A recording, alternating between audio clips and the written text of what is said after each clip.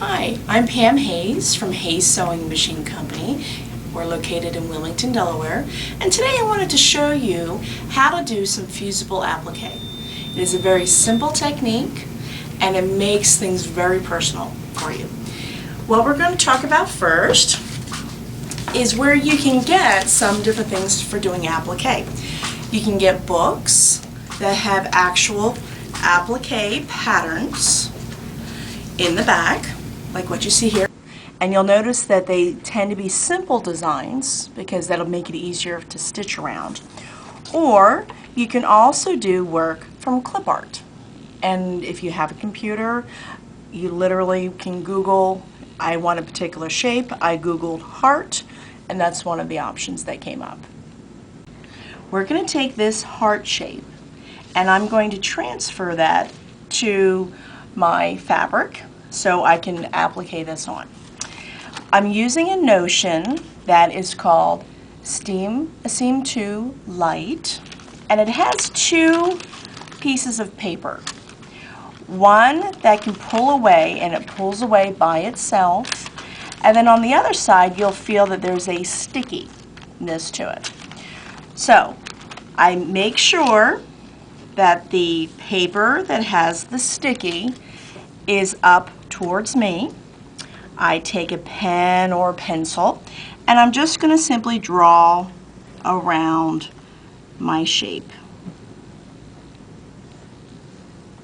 Try to be as accurate as you can. The better your shape is when you're drawing, the more accurate it'll be when you are going to put it onto your project. Okay, so again, I have drawn around my shape.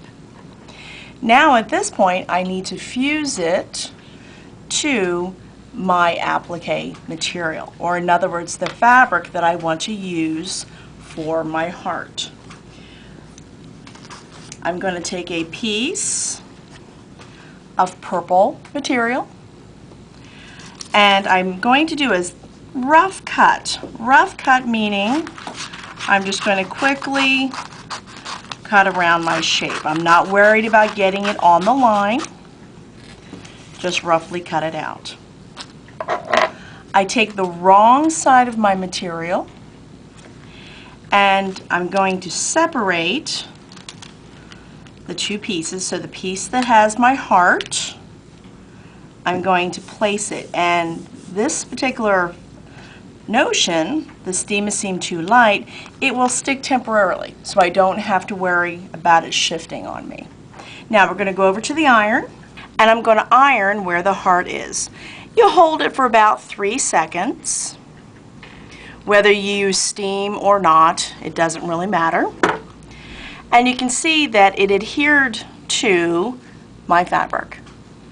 Now you're going to grab your scissors, and this is where you want to cut on the line as accurately as possible.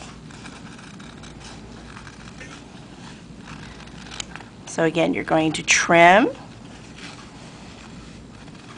all the way around your shape. You can see why simple shapes are easier when you're first starting as opposed to things that are more intricate. Now, that's our shape that we're going to be doing for the applique, and we need to prepare the background material that we're going to place it on, so make sure it's nice and flat.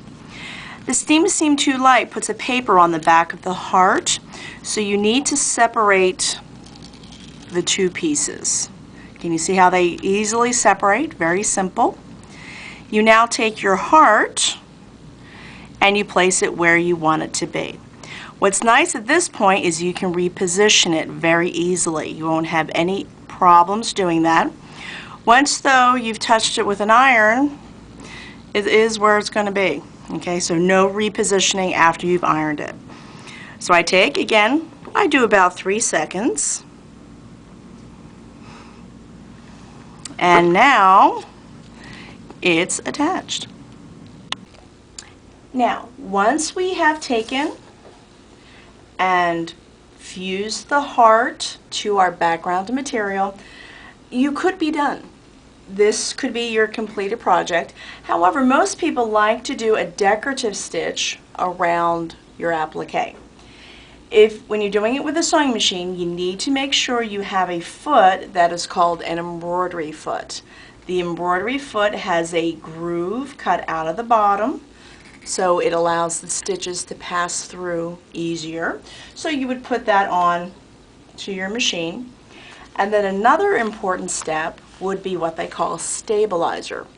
And stabilizer goes underneath your project, and it helps support your fabric when you're sewing. The first stitch we're going to work with and use is what they call a blanket stitch.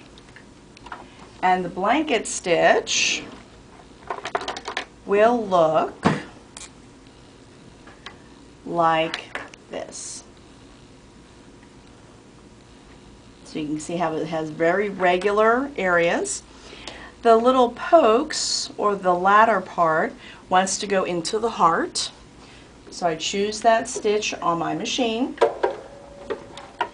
And you'll notice I place my needle manually down into the fabric so I can see where it's going to be placed. And we take and we stitch, trying to keep the edge of the blanket stitch at the edge of the heart. So as quickly as you can comfortably do it. Can you see how I'm coming around the curve part?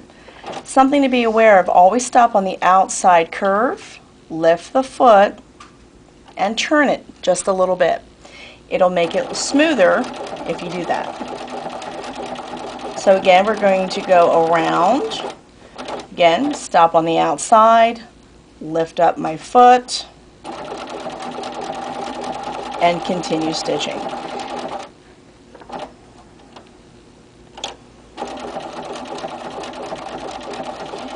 You can also work with decorative stitches, like feather stitches, and I'm also going to show you how to work with a satin stitch.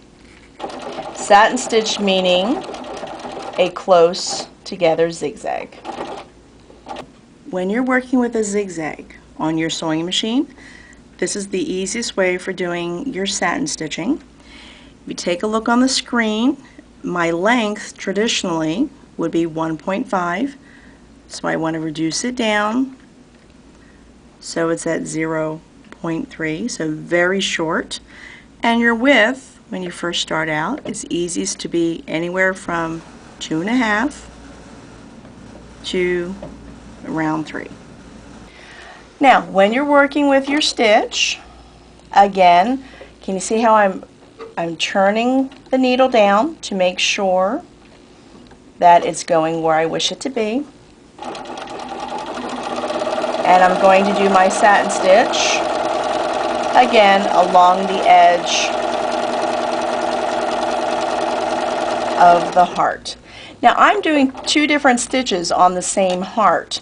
Would I necessarily do this? No, but it's just to give you an idea of what to do. So you can see I put the needle down and I pivot, and you're going to go around your shape. Again, stop on the outside of the heart, lift the foot a little, and then you're going to sew down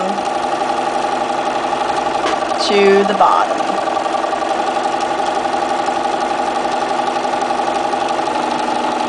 On the straight pieces, you can sew quite quickly.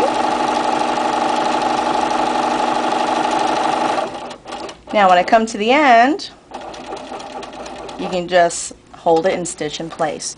You can see on the one side we have what they call a blanket stitch, where it just gives it a nice delicate appearance. And then the fuller side is a satin stitch, which is a close together zigzag on your sewing machine. And at that point, you're done. Try Fusible Applique. It makes life a lot more fun, and you can personalize any type of object.